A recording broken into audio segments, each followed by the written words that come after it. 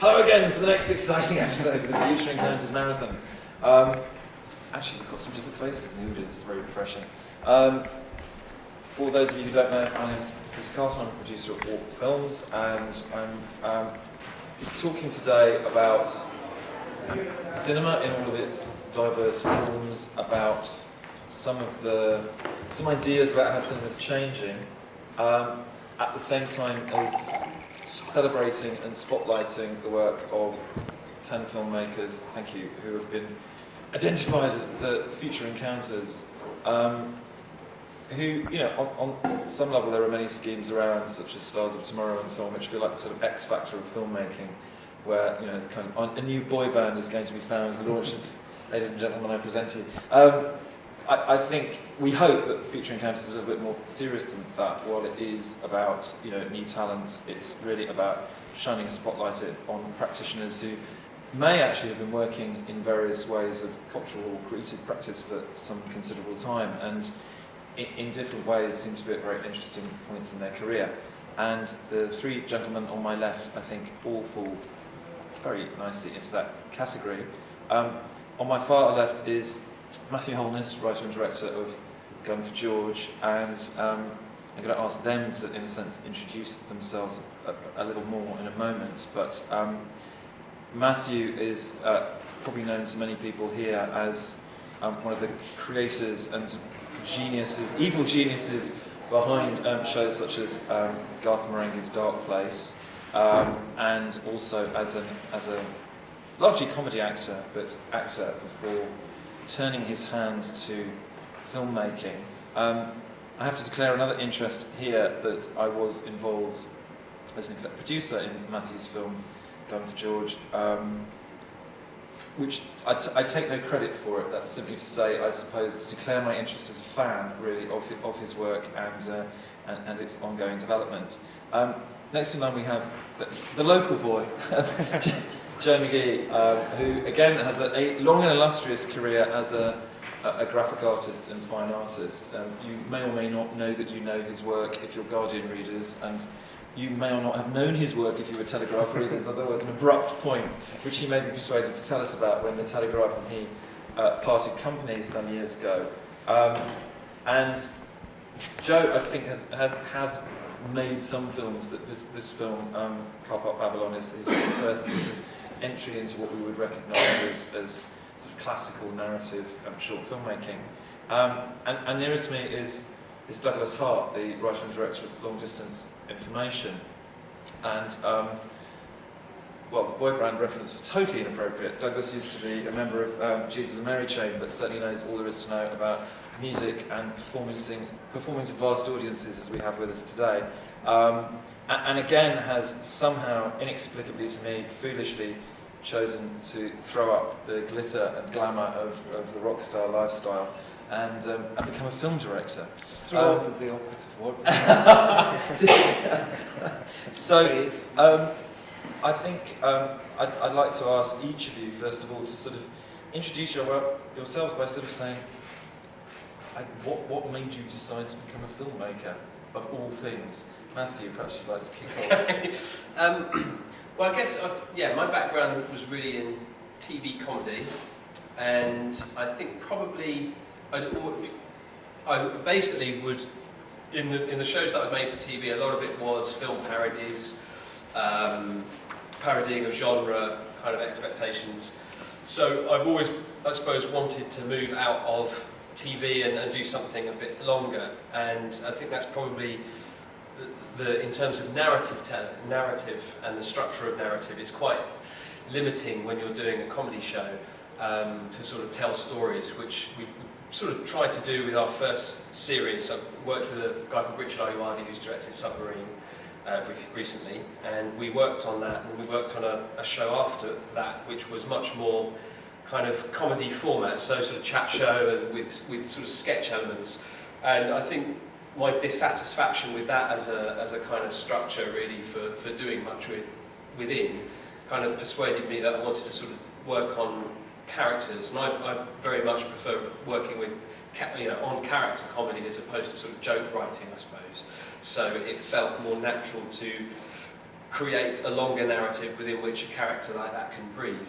So I think that was really my feeling, that I just sort of didn't feel that that kind of TV format, and particularly because the kind of shows that I made for TV, TV's changed a lot in the last 10 years, and I think the sorts of shows that I knew I could write were not necessarily the ones that would be immediately sort of snapped up by TV executives. So it was kind of a combination of not being able to find the work there and wanting to sort of branch out and do something else, really. So yeah, that's the way I've kind of gone into it, really. So the classic film school route, you had a vision, you wanted to make films, you saw Fellini at the age of 7. Yeah, basically. No. But yeah, you know, it's exactly that.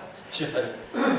Yeah, well, I worked as a visual artist for 10 years. Didn't even think about moving image at all, and I had an exhibition here actually at Watershed, and they had some monitors, old style monitors dotted around, and they said, "Do you want to use those for the exhibition? Please use them for the exhibition." So I created a little animation that went on the monitors, and actually it was the most memorable bit of the exhibition. It was only a 20-second animation, but so I was kind of asked to come up with a piece of moving image, and then I was asked by someone else to do another animation for a Channel 4 Animate project, which went really well as well. And then I was then approached, a series of people approaching me to do it, dragged me into it, really. There was Looks of incredulity right now. There's a place in Bristol called Knoll West Media Centre, and they asked me if I would. They saw one of my animations and said, "Do you want to make a live-action film in Bristol, a community-based film?" Which I wasn't. I've got to be honest, I wasn't that keen on doing it, but I eventually agreed to do it, and because it was working with non-actors and kids basically that didn't go to school, very sort of edgy sort of kids, 14, 15-year-olds that were very much at the kind of periphery of the community, almost unreachable actually. And I went and made a film with them, and it did really well actually. So they asked me to make another film, so I made another film. You're a reluctant director. And then they said make another film, so I ended up making 3. And they did really well at the festivals. They went to some really good festivals, Edinburgh, London, Tampere, here. Should have said here first.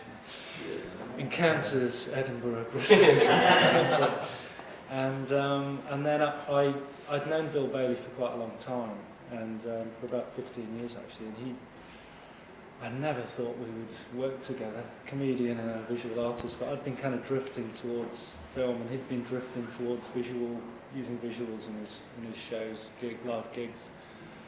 So I'd been doing bits for him for his live shows, stuff that got shown on screen behind him. And then, out of the blue, he said, he just phoned up and said, "Do you want to direct this film, a 10-minute film?" So again, I was approached to do it, but now I'm at the stage where I've got a couple of, projects which I'm trying to write at the moment. So I'm taking the initiative. That's it. You've taken your fate in your own hand. Yeah. Well, interesting. I want to come back to what it was in those experiences that changed you and so on. But first, come to Douglas. Was there a light on the road to Damascus? What happened? Well, I guess at that point, when you're like 13, 14, and really fall in love with, say, music, you don't just fall in love with music. You fall in love with cinema and everything. Painting, whatever. And I guess when I, came to think, what the fuck am I going to do in my life? Cinema at that point in time and in geography was just not in my universe. I actually said to my careers officer I'd like to work in television. He thought I wanted to be a TV repairman. And then he said no films, and he said, "Well, what a projectionist?" And I actually thought, "Oh, what a great idea." This was the best opportunity. Yeah, and then I guess, but music seemed more not exactly really easily achievable, but it seemed more possible. And so, but when I was in the band, one of the first things I bought when I got any kind of money was a Super 8 camera, and then I did films from my own band and friends. And then strangers started asking me to do it. And then after a few more strangers asked, well, it's only then did it click. my God, I could maybe do this. So yeah, I left the band and was scared shitless. But you managed to just keep doing it. I mean, I loved the whole process. I just fell in love with it, really. And what was the process to make long distance information work? Well, I guess when I first left the band, and I guess music videos I made, which are like silent films, because I guess silent films were never silent, they all said music.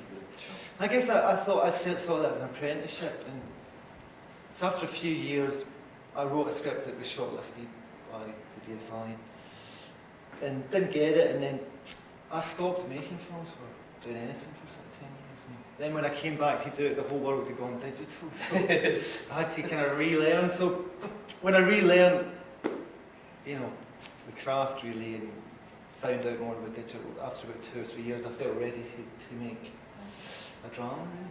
I guess because I've held it in such high esteem that I just had to feel I was ready for it. So it was a long time coming. Fascinating. We'll pick up some of those things again. I'm going to kind of intersperse the conversation with some clips from this fantastic work. So if you haven't seen these guys' work, although I'd encourage you to go and see it in full whilst you're here, you'll get a sense of them. So I'm going to start off with a clip from Gun for George, directed by Matthew Holness.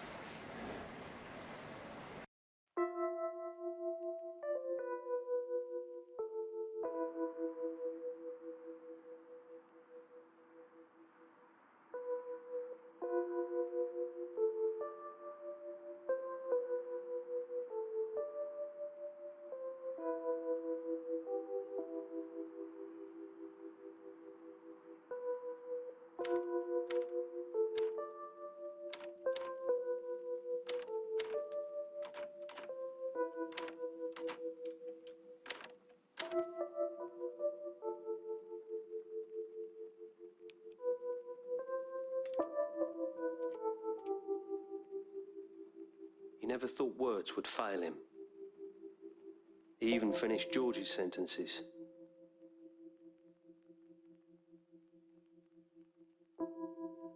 Then George didn't get home one night.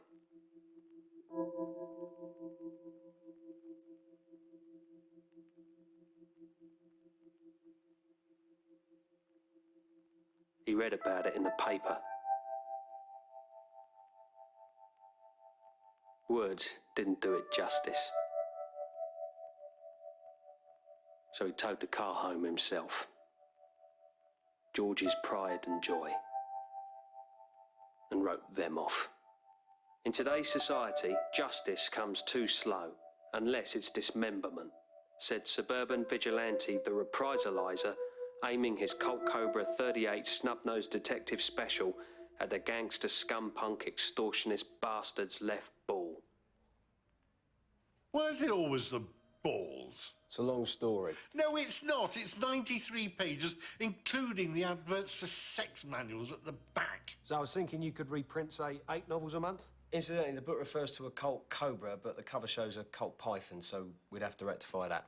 Mr. Finch, the libraries of Kent will no longer stock such books. Yeah, well, libraries need teaching a lesson. Times change. I dare say your previous editor enjoyed your erratic plotting, your sledgehammer prose, and a disquieting ball fixation. A lone wolf vigilante hitting the streets of Thanet to avenge the same crime 658 times is literal, but not literary overkill. Please. The spine. Kent and Bale Publishing will no longer reprint morally reprehensible suburban revenge fantasies. What about George? If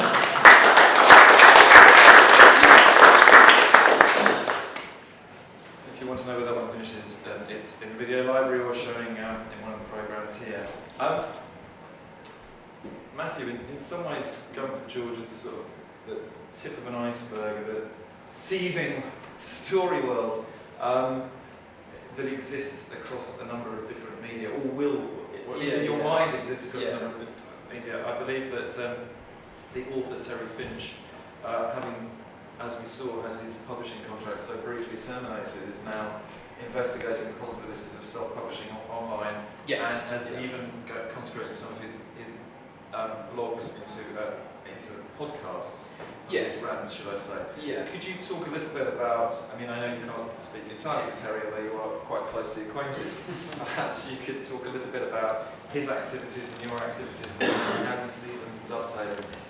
Yeah, well, I mean, I was very fortunate to find Terry's books because there aren't any of that kind. So basically I decided to write, I wanted to see the books that I wanted to read, I suppose. So it's kind of, it's a character that, you know, I've been sort of working on, and really, I knew that I kind of wanted that. I'm a huge fan of the sort of, you know, the old crime films and that kind of thing. And so, yeah, so I've basically invented a person and a backstory, really, to sort of play out all my own, you know, bedroom fantasies. So, so there's a website, and the idea is that Terry will exist online with a dedicated website, and his books will be available, and his, you know, and old audio recordings of a show that wasn't quite made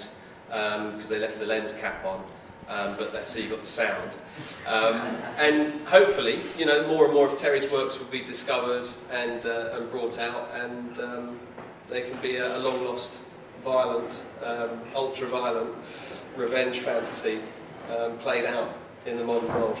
So, do you see those as it sort of, you know, marketing tools, or is it more that's something you're interested in that, and you're interested in filmmaking, and so they sort of have lives of their own? Yeah. I mean, I'm a huge fan of any kind of old paperback of that kind, and I think it's a real shame that, you know, these were the huge, you know, the paperbacks of that time were that was the videos, the DVDs of today. And, you know, there were certain books like the Edge Westerns, a guy called George Gilman who wrote these ultra-violent Western paperbacks in the 70s, and they would, you know, regularly sell in excess of, you know, 2 or 3 million copies, and, you know, they were just, because there were no videos or anything, so these things were huge. And there's something about the artwork and the level of, I guess, the skill level of the artists that were employed for these things, and it was all done very cheap and, you know, quite a dodgy background, a lot of these publishing companies. But today you don't really get that.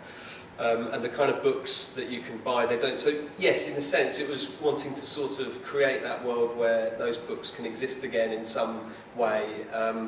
And, you know, with the whole invention of the Kindle and online e-readers, it feels that, you know, at the moment everyone's kind of piling in with anyone can kind of publish. And, you know, what's good about it is that hopefully, you know, you can kind of bring stuff out, old books that are out of print can be printed again. So it's kind of, yeah, in a sense, embracing the technology and seeing how all these areas can kind of interconnect and you know, create a kind of fictional world. Are you quite conscious in a way of talking, I mean, maybe you're not, maybe you're just conscious of talking to yourself in your bedroom, but are you conscious of talking to a fan base? Obviously, one level, you know, you yourself have a fan base, but also a fan base for that type of fiction, that type of film. I think I guess primarily I write what I would like to read and the kind of things that interest me. You know, I spend far too much time watching films that, you know, people one won't have heard of and two would probably object to on various levels. So it's, to a certain extent, it's very much working from the, you know, that stuff isn't out there, that I can't go and consume that stuff anywhere other than old, you know, record shops. And the beauty of that is, you know, one of the biggest pleasures I ever had, which is becoming such a rare pleasure now, is being able to just browse around an old bookshop. And, you know, I found one in a place called Chroma, and just this old couple, and they had all this stuff, old annuals, old stuff from the 70s, and I just spent 3 or 4 hours, and it was just the feeling of being able to browse around and find that stuff for yourself that you just don't get anymore. And, you know, the bookshops that you have, so are just kind of, you know, bestsellers, and you just don't get that sense of that kind of underground sort of fiction, you know, the kind of stuff that's not particularly palatable, but at the same time it's just, you know, just exciting, quite innocent really in its sort of comic book feel. So yeah, it's... I used to read those really violent Western books. once you'd read a page, she'd rip it out, throw it away, so she never lost her place. Yeah. Just rip the page out, really spoiling it. And then it was like, Did she do that with library books? just those little books Yeah. you buy them, they come out every few months. Or Yeah, but they were, yeah, exactly. They used to publish them so often, you know. I've got lots of covers of them. She gets together. Second-hand copies that, as you said, they're generally incredibly bad condition Yeah, they've because got- yeah, they've they're been- brown, they've got yeah. finger stains. You just, They you know, smell great. yeah, you have to kind of read them with gloves sometimes, you know. But yeah, so it's yeah. I don't know if I've quite answered your question. I just went on a rant I'm about books. not even sure, but I don't think it matters. Okay. It was very good. Douglas, your film doesn't immediately jump out as having an obvious correlate to your past life in music. It doesn't, it doesn't have a vast amount of music in it or anything like that. But there's a song that we especially, asked someone to write for it. And, we spoke a lot about it, so there's a musical element to it, rather than licensing something that's important to me. So someone wrote it, released the single, but that was kind of just, but generally the film is just, maybe that was quite conscious to Do something. But it's a story that, I guess when you come to write something, you have stories that haunt you, and sometimes they're other people's stories, and sometimes they're your own, and in that case it is mine. And I just kept coming back to that. It's based on something that happened.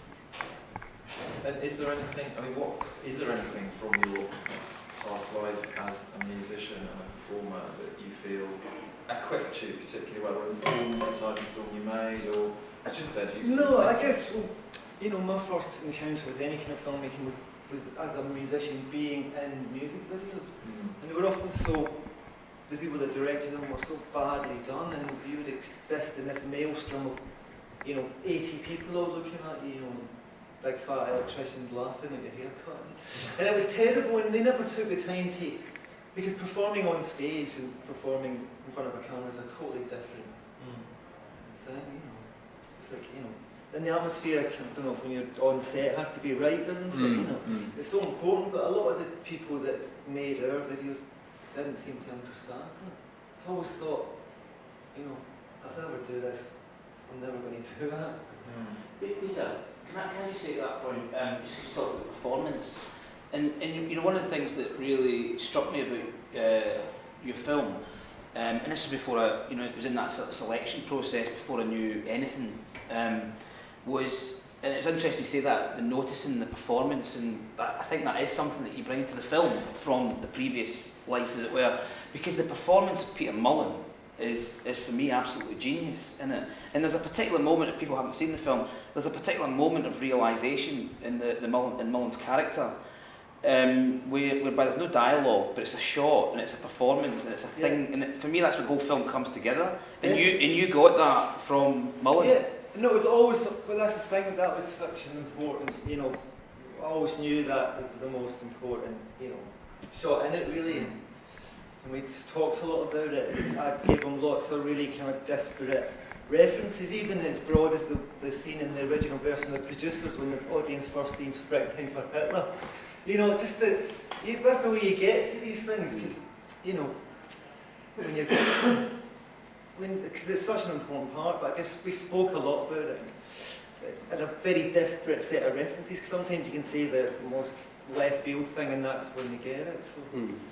But I think it was really important for me on the set to have the right atmosphere and the people I chose for the crew, and because if you want to get the best out of anyone, be it a musician that's suddenly standing in front of a camera, it's so important that atmosphere is right and it feels good and they're in a place where they can, think quickly. When people are happy, they can think quickly and respond. So that's definitely something I learned from, my first ever encounter with, the mirror image was being in it as a performer in it. So when I started to make videos, I always made sure that was right. And I guess a lot of performers that I worked with Paul Weller a lot, and by the time I came to work with him, he'd been making videos since he was 16, or been in videos when he was 16, and he told me, frightened me, he said, I really I can watch myself in your videos, but every single video I've made till now, and he must have made about 70, he said, I can't watch them because I look like a dick. Because no one has really ever taken the time to, you know, as a great performer on stage, to just make it happen for him in front of a camera, and that's scary, that's... Yeah. Well, let's have a look. I'm not going to show the bit that Mark's referring to, because kind of if you do, it gives the film away. So, as a further incentive for you to go and see these wonderful films here, we're going to have a look at just the opening section. Just some information.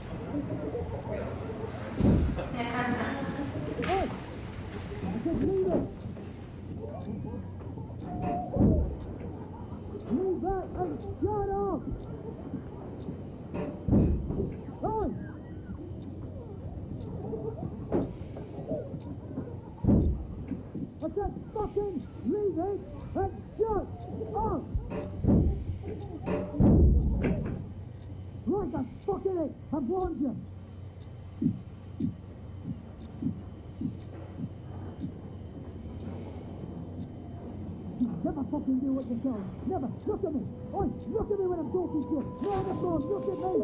And don't you fucking cry. Stop fucking crying. Stop it. Look at me. You stupid little fucker. Look at me. Just fuck Christmas, okay? Fuck you. Stay out of my way. The rest of the fucking day.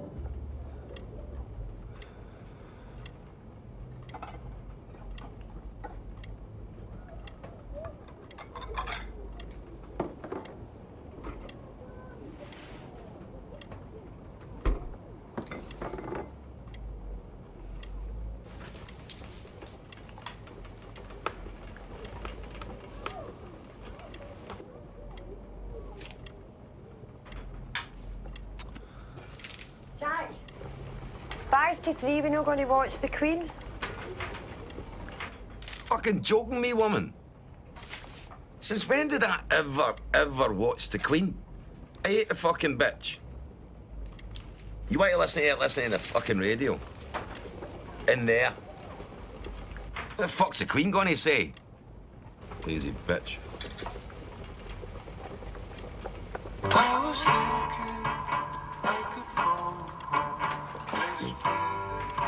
Fucking Queen. The Bolsheviks had the right idea. Put them up against the wall and fucking shoot the lot of them. Parasites. Done.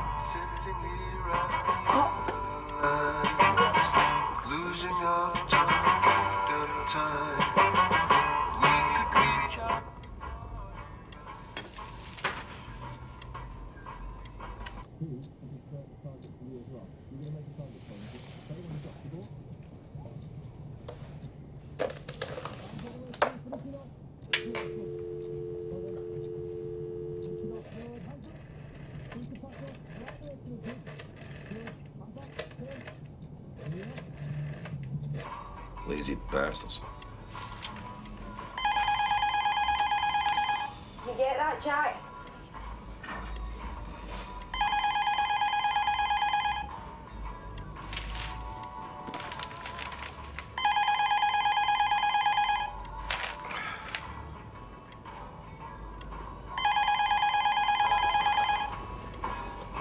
Jack, can you answer that?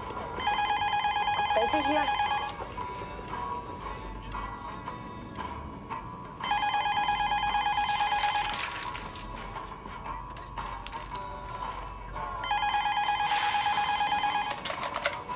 Hello. Hello, Dad. All right, son. Happy Christmas. Merry Christmas to you too. Hey, just at your bed then, is that? Right, so the brutal editing of your work, leaving everyone hungry for more. Joe, you possibly made the most films of the three here before you came to make Car Park Babylon. For you, is it like Douglas? Actually, it's like a totally different experience, it's a totally different medium. You sort of leave all of your artwork practice behind and address it totally differently, or are you conscious of crossovers, influences, approaches? Definitely the latter, yeah. I think when I the first few films I made were animations, so there was a very definite, just slight shift forward really from static images to making static images in a similar style, but then kind of moving them. And then when I made my first live action films, I really heavily treated the images. I developed a kind of palette that I really liked, colour palette, and a kind of saturated colour and everything. And I think I kind of clung onto that a bit when I started making films. And I think, yeah, so it felt like a really smooth progression from graphic images and prints and stuff to graphic animations to live action films which are quite visually trying to sort of use all the lessons that I've learned over the years. There's a very distinct colour palette to car park Babylon, isn't there? In the world above, in the shopping centre, in the world below, in the car park. Yeah. It's not, it feels very, I mean, obviously it isn't designed because it's a real place, but it feels very designed quality to it. Yeah, I storyboarded the whole film, and I think, I don't know whether you guys do that. I mean, I know some do, some don't, but I couldn't imagine, even approaching a shoot, without something that was very, very heavily kind of developed as a series of... Is that something, there's nods of an agreement? I drew storyboards and then never looked at them. Does that mean you had the perfect storyboard in your head? Well, at least it's a way of kind of working things out, but then when you get into the room, in a way, it's nice to rethink it, and in the kind of moment, that's, obviously you've had some degree of planning, but yeah, I spent ages doing them, and then no one looked at them, and I never even looked at them. I found them a couple of weeks ago, and was thinking, fuck's sake, I forgot I even did them. But I guess it's helpful to, it's a process of working out, where you put the camera, but once you're in a space, it's nice to just think it out there. And what's I'm interested in is in different ways, both of you two as performers and Joe, particularly when you're making commissioned work, it's incredibly clear who the audience is. They're either out there in front of you or they're Guardian readers, Telegraph readers, whoever.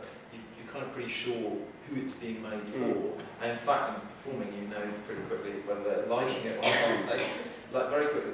Film's radically different from that. Is that a refreshing departure of not having to think about those bastards who are receiving it? Or do you have a kind of audience in your head when you're working?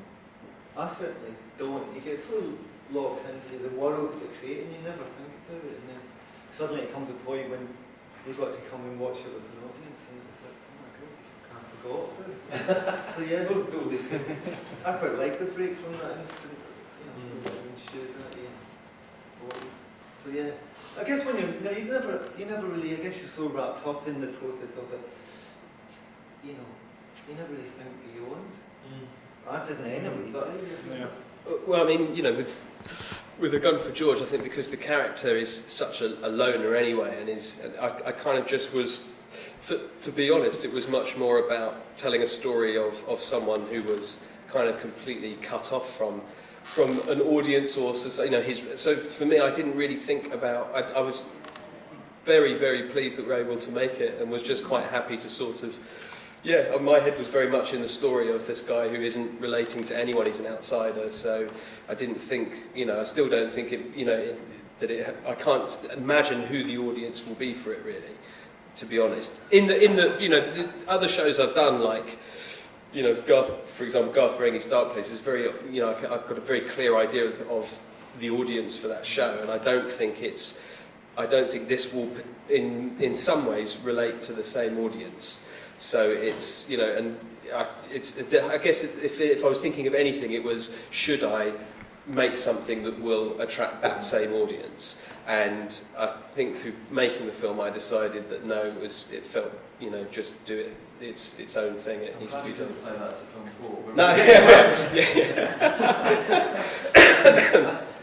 I'm sure they would have understood. Can I ask you? Do you think a director should know? Do you think a director should? No, I mean it's kind of one of the themes we've sort of teased out today, and I suppose as a producer you're in a very curious position because obviously if you don't think of the audience, you're pretty much screwed. Because whether or not it turns out to be the audience, whether or not you're right, and whether or not you ever intended it, you have to at least put a plausible case to the financiers. And as a financier, I used to have a plausible case put to me to be that audience. And you may sort of all know in the room that this is some kind of collective delusion going on, because really you just want to make a film, but there is that in mind. I kind of think, I'm not ambivalent about it. I think there's sort of two things that go on. I think there is a moment when you do need to be aware of audience. Yeah. And it may be when you start, or it may be when you finish.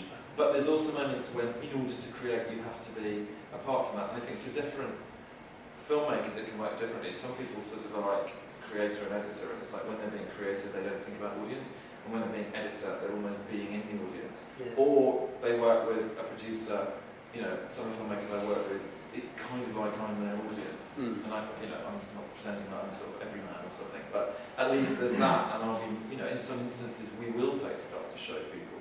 We're having a debate about focus, we weren't having a debate, I was having a rant about focus groups this morning.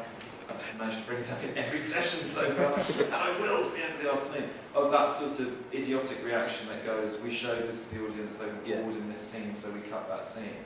Or they didn't like the face of that character, so we go with that character. It seems to me that's sort of really profoundly stupid. Whereas that isn't to say showing films to audiences before they're done is it a bad thing. Because I think sometimes you can sit there and go, aha, that's the bit where the audience were bored. Brilliant, that's what I wanted them to do. That's working. Or you can kind of go, I wonder why everyone always gets restless at that bit, and it's not necessarily that bit that's wrong, but maybe it's like how you got them to there. And I think that kind of stuff, which is a little bit like performance, if you're doing a comedy routine or you're playing, you kind of know when things are going wrong. And you'll tone, if it's playing music, you would hone the set, you think we'll drop that song. But there's the question that, I was asked it recently, I went to see someone and I just couldn't answer it. What is your audience? And I was like, I have no fucking idea. It's weird, kind of silence in the room. So it's a difficult one sometimes to think about, especially because I'm at the stage of writing something and it's just so wrapped up in it. And you can just hope that the humanity of these people in some level is going to attract people. I think But it could be, like I say, I can imagine how it could be useful. I think it's a debate to be engaged in, and sometimes, like I say, it's either not your responsibility as the creator, provided you're willing to engage with somebody whose responsibility it is. And then sometimes the responsibility is to think, I know in advance who the audience might be. And sometimes it's just for everybody to have a kind of collective hunch that this is going to work. And actually, precisely when you're making something that in some ways is different, or doesn't feel like it fits into a genre, all you can say is, no, it's not that audience, it's not that audience, but I think it's somewhere between them, it's two of them. Then I suppose the responsibility becomes getting it to them. And that's maybe a different thing. And I don't know if that's, I guess probably with these films, they're really sort of starting their journeys into the world. Is that something else that you're conscious of, or is it a kind of, again, let's hope that the festivals do it for it? For me, I've never been to it. This is the second one.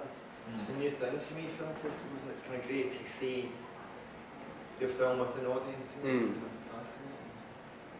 For me, anyway, I do think nerve-wracking, but fascinating. I do think that is one thing I would say is that all filmmakers should be absolutely forced to sit and watch their film with an audience. I have met filmmakers who don't want to do that, and that again is like I wouldn't. I didn't want to do it, but I wouldn't work with someone who wouldn't do that, because it's like if you can, on the basic principle that you're going to make someone else sit and suffer.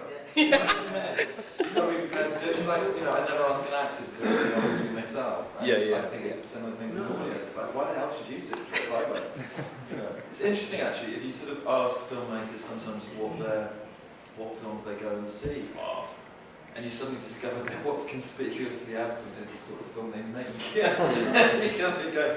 That's where I think those questions are just basically interesting. But there's that great thing that things taking on a life of their own, people seeing things in your film that you never saw, which is kind of half the beauty of making any kind of work of art. And some people thinking, some people think that my film's just out and out sad, some people think it's funny, and some people think it's both. It's kind of great, but so there's a kind of joy of it's even like releasing a record in the world. Do you think, I mean, you didn't as filmmakers, but Joe, for example, working with Bill, who obviously has a very strong sense of what a Bill Bailey audience is, do you think that was in his head at all, or do you think this again was just doing something different?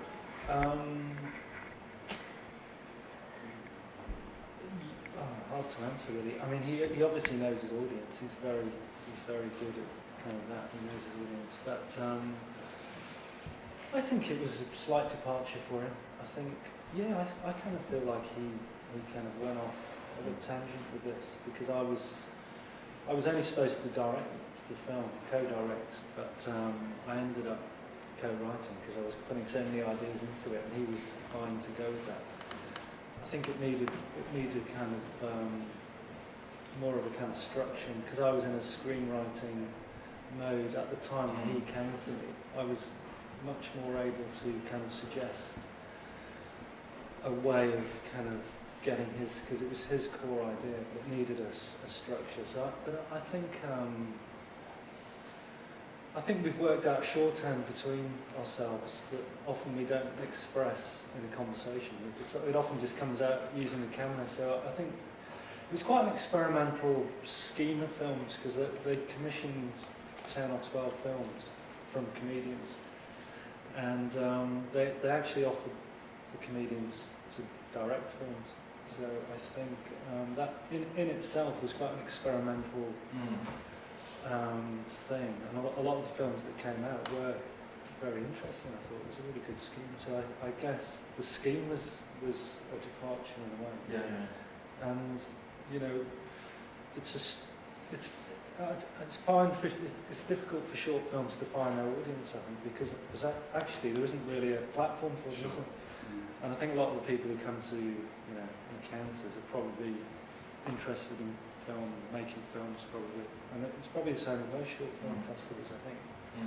So it did go out on telly, and I guess it got quite a wide audience. But yeah, I didn't need to think about the audience really, luckily, because it's a horrible question when you're asked if you're pitching an idea, who's your audience? It's my worst nightmare. I can't answer it. I sometimes say it's Mrs. Evans at 154 West Coalfield Street. Well, Mark, you often say, you make the film, we'll find your audience. Yeah, well, that's the other thing. I mean, and a more honest response from me would be, yeah, you make it, because that's what I'm interested in, and I'll get it out to an audience. Well, I think sometimes an honest response is, I won't know until it's made. But if you're asking somebody for a couple of million quid, that might be the best. I know. A hunch would be, you said a hunch, so you can say that. Well, I never say that, I say no, absolutely no, even though it's, let's have a little look at Carlton. I managed to fail to keep up before, and we'll find the conversation.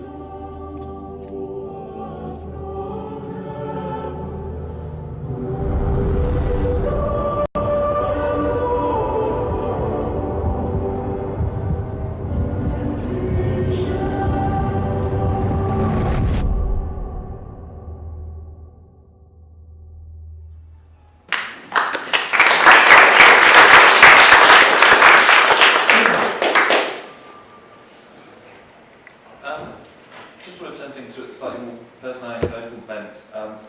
Guys, and say, is there a moment or a person in your careers, either in film or otherwise, that was the sort of most influential? Is there a sort of moment or a person you refer back to for help or guidance, or go, yes, actually that the path is true because of that? Who's been your biggest influence, or what's been your biggest influence? I don't think for me it's just a love of films, really. There's people along the way that you meet. I guess it's just, several moments. I guess you always go back to your love of films that you had when you were a kid, but then the love of the actual process of doing it. I find it really addictive, and when it's over I get depressed, and it's normal everyday life, but I fuck up. I can sort of handle the pressure of films, and then when it's all over I'm like back to being retarded. So I guess it's just the sheer enjoyment of everything, the whole process that it's addiction. But yeah, I'll do it. We have 3 addicts in front of us. Yeah. Well, I love doing it so much, and I've made so many music videos, even for bands that I hate, and I was almost going to do an Andrew Lloyd Webber thing, and my friends had to stage like an intervention, like they do with drug addicts. What you do and stop. That's how much I love it. Addiction, I think, is right. I mean, this is my first day at the festival, and I came in and I was kind of between programs, so I thought I'll go straight into the booth and try and watch the films of these two guys. And as soon as I started watching, like feeling something going through your vein, you kind of feel inspired straight away. Yeah. And I didn't get to see yours, but when I saw your opening titles again, it was. This is great, the sound. I think it is what you were saying, Dave. That it's the films. For me, it's the films that you've loved since you're a kid and your earliest memories. So, and they are a kind of always a source of kind of comfort, and they gear you up, and you just think the people that you've had. I mean, I was always obsessed with the Sergio Leone westerns and just grew up with them. In your opening title. Yes. I thought, well, that might be the only time I get to do it, so I'll make it look like Sergio Leone. But they, I find them a real comfort and a real kind of, when the chips are down or whatever, the things that you love are the things that get you thinking along the right lines again, I think. So that's, I think that makes you work through, when it's difficult and when it's not quite working, you kind of go back to things and you think, oh, come on, this is essentially, you're kind of playing with toys a little bit. It's like, you're back to playing, going, well, come on, wouldn't it be great if you could just have all these things happening here and there, and once you start thinking like that, it's, you get inspired again, I think. That's actually Carney from Carney and Saul, filmmakers, awesome 10 feature encounters, said this morning, we were talking about what you want to communicate in a story, and she said, well, the biggest thing for her is about making people feel, and it's interesting, all of you have talked about that, and it's almost like reconjuring, in a way, like, it's going to work for an audience if it has the same buzz as it has for you, whatever switch you want to cinema is that. Well, I guess maybe what you're saying about what an audience has, I guess when you're, those films that you've loved, you're remembering those feelings and the moment you felt, and I guess you sort of channel that, or you try to, create some of that feeling, almost subconsciously, but... Because when you're younger, you are playing out your own individual psychodrama's development or whatever through the things you're watching. So the things that relate to you are relating to you for a reason. And I think that when you're connecting with those again, you're kind of connecting with what's intrinsically you, and so it's very much so. Talking of connecting with audiences, I realise I've pulled the floor. Does anyone want to contribute, or are you just sitting there in stunned and awed silence at the genius that we're in the presence of? Yes. Matt, I'm a big exploitation fan, like sort of video nasties and basically the kind of stuff you're talking about that you can't really talk about, like Company and vigilante films. And I just want to say that the way that your film looked was so spot on for that kind of almost slightly dismal, grainy 70s look, and I thought it was brilliant.